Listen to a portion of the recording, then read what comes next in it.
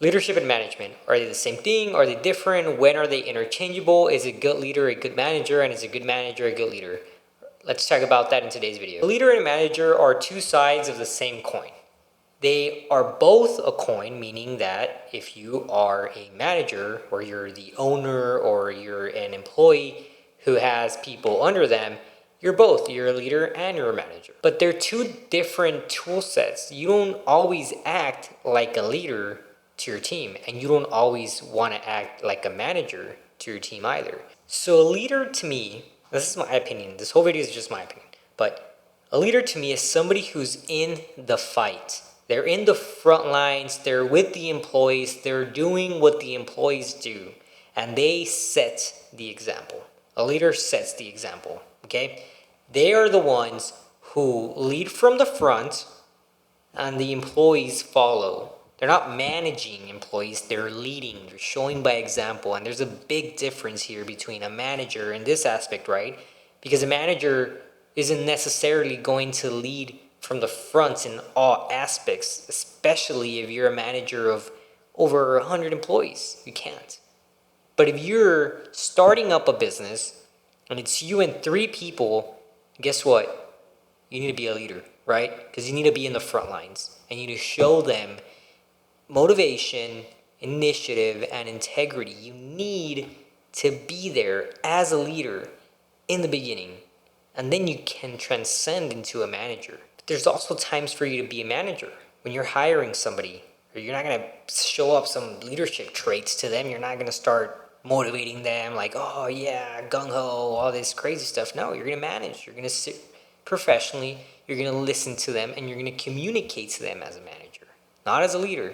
Because you're doing a hiring process. You're going to grab a paper, hopefully, and you're going to go through the hiring questions. You're going to look at them. You're going to rate their answers. You're going to notice stuff of their posture, maybe how they move their hands, maybe what they're wearing, their hair, whatever it is. You know, these are not stuff that a leader does. The leader just does. But a manager, they sit back, and they have to evaluate the things, and they have to actually go through an SOP. They go through a questionnaire. They put it in the system. They look at the format. They do all this other more analytical things that a leader doesn't. So managers focus on planning, organization, and execution. Okay? They're by the book. A manager's tools is that of being by the book and following policies and procedures. And leaders, they're innovative. Leaders go in, and when you put your leadership hat on, guess what? You're not thinking about policies. You're not thinking about, well, I mean, what is my boss gonna say? Or man, what if I do this and it happens, something bad happens? No, you don't think that. Why? Because you're leading. You're in there. You're in the fight. You need to get it done, and it's gonna get done one way or another. But that's where there's a difference, right? Because a manager is not going to say, hey, hang on, don't just break all the policies on the book just to get something done. Let's sit back. That's what I'm saying. You have to have different hats for different purposes. You're not always going to be a manager that's going to manage. You're not always going to be a leader who's going to be leading. You're going to have to interchange those hats, and you're going to need to know when to wear them and at what time. Like, I'll be honest. In my opinion, a manager, your manager hat, needs to be when you want an operation to flow smoothly and efficiently. The leader is the one you want to establish it because they're going to be getting it done. One way or another, it's going to get done. But the manager tweaks it, and it flows better. The operation is more connected together, okay? Manager establishes guidelines, policies, the fundamentals, the SOPs, the KPIs, all that, crazy stuff. And again, this is a management module or playlist, right? And I'm making this video because I think it's important for you to understand the differences between a leader and a manager. So we're going to do a case study real quick. We're going to go look at some research, right? So we can kind of get a real life example. Okay, so one of the real world examples I picked was Apple, okay? So we know who Tim Cook is, right? He was the CEO of Apple, and he's known for his operational expertise. He streamlined Apple's supply chain, inventory production, overhead, stock out, and he implemented the just-in-time inventory and so on.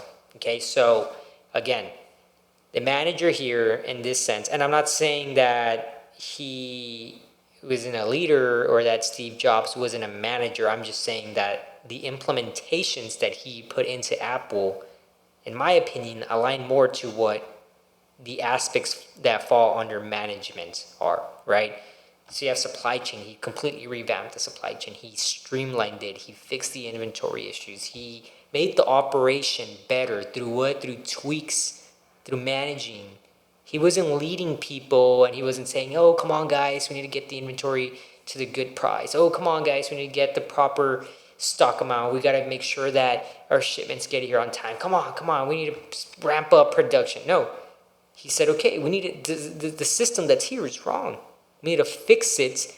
And he implemented changes that caused them to be improving, right? He didn't motivate employees, or he didn't change mentalities into getting it fixed. Instead, he put in procedures that improved the operation. Now, Steve Jobs was known, in my opinion, for his leadership. He was an innovator who thought outside the box in designing and creating products, right? Such as the iPhone. He designed the iPhone, he designed a lot of products, and he created them by being innovative. And that is something that Tim Cook just maybe didn't do to that level. Well, he didn't do to that level. I mean, let's be honest. Steve Jobs invented Apple, right? That's as innovative as it gets. Now, again, it goes back to the same thing. I'm not saying that Steve Jobs wasn't a manager. I'm just saying that the traits that really pushed Steve Jobs to the front were his leadership and his innovative traits. Right? To get the stuff done, to get his dream accomplished, he established it. And then Tim Cook was that partner who brought in maybe the more management aspect of the operations that really let Apple grow. All right, second example, Amazon. Jeff Wilke was the CEO of Amazon and focused on the company's logistics, supply chain, customer service, and global operation. He streamlined warehouse operations and improved customer satisfaction through their fast delivery methods. So again, reoccurring theme, right? Supply chain and logistics. But no, the revamping of operations is pretty evident. We got Apple and Amazon. We have two examples of a CEO that came in and said, okay, we're going to make some changes to get this to where it needs to be. We have the customers, we have the image, we have everything that is vital to the organization, and now we need to perfect it, right? They took off one hat, the leadership hat, and they put on the management hat. The management hat is saying, hey, there's some cracks in the process and there's some flows that are not flowing. The employees don't have the throughput they could have because of impasses in the operation. There's impasses that are not allowing our systems to flow correctly. In this case, he focused on the logistics, right, which is what Amazon is known for because they have that final mile delivery to the T now. I mean, think about it. You purchase something on Amazon and the next day it gets there. They perfected that. They completely changed the entire game. So they focused on customer service, global operations, and they streamlined the warehouse operations. Again, think about drop shipping, right? So Amazon is essentially, they started something that didn't exist. It's really that simple. And it got to the point where other companies started falling behind. You look at the malls are closing everywhere. Let me put it this way. I order clothes sometimes from like American Eagle or Express or whatever, right? I have an American Eagle shirt on right now. But if I order it online, it takes maybe a week to 2 weeks to get to me. And you're talking about a company who's been in the business of selling shirts for, I don't know how long it's been, but it's been longer than Amazon. That's what I'm trying to say. And yet, Amazon is able to get me my clothes or any product way faster. I bought a grill last time and it got here in a week. I got a grill faster than I got this shirt. And that speaks to the importance of a good manager, somebody that can streamline your operation by grabbing what you have and perfecting it. Okay, so let's talk about Jeff Bezos, obviously, right? So he was the founder of Amazon. He provided visionary leadership that moved Amazon from a bookstore to the world's largest e-commerce. He focused on customer obsessions and long-term thinking and pushed for various projects. So there's definitely a theme here, right? There's a theme of the leader being the innovator, who's the person who is kind of thinking outside the box, and they're really pushing and they're motivating employees to do these changes, right? And that in itself is motivating, honestly. If you have somebody that's innovative, it leads to motivation, in my opinion. Jeff Bezos was definitely a manager. He managed a lot of stuff, but would you say he's more of a leader or he's more of a manager? I'd say he's more of a leader, right? Because the real person who kind of came in and did a lot of the operations that got Amazon to where it is was Jeff Wilke. But who is the picture of Apple? I mean, say Steve Jobs, right? There's still magazines made of him. Who is the picture of Amazon? Jeff Bezos. So what I'm getting at is that there's a leader and there's a manager. And you don't have to be perfect at both, but you need to be really good at one to get the business flowing. And to get the business started, you need to have your leadership hat on. You need to think outside the box. You need to get people what they want. You need to create a product. You need to be innovative. But once it's started, you need to take a step back and you need to put your management hat, right? You need to change the course and say, okay, it's already started. I'm already getting some traction. What do I improve to make this better? Now let me break this down even more.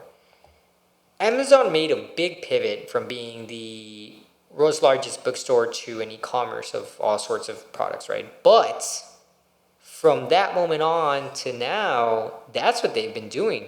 Yes, they dive into other stuff and, Jeff Bezos invests in other areas, but the main part of Amazon is still the same thing. It's the same product now. They've just perfected it, right? Apple, same thing. Yes, they created the iPhone and then what? They just went off that and now they kind of moved into iPads and AirPods and stuff like that. But it's the same ecosystem, right?